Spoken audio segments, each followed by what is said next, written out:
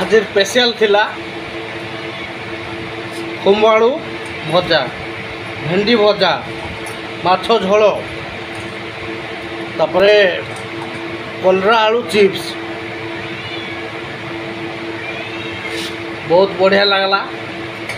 कलरा आलू चिप्स और माछ झोल ढाबारू आनी 2 पीस माछ, कलरा आलू चिप्स को नहीं 60 टका।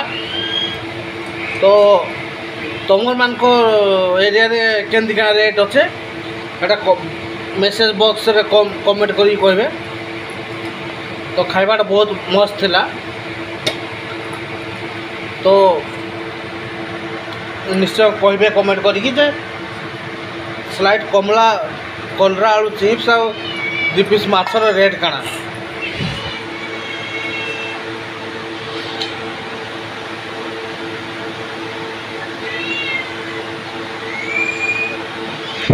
बेर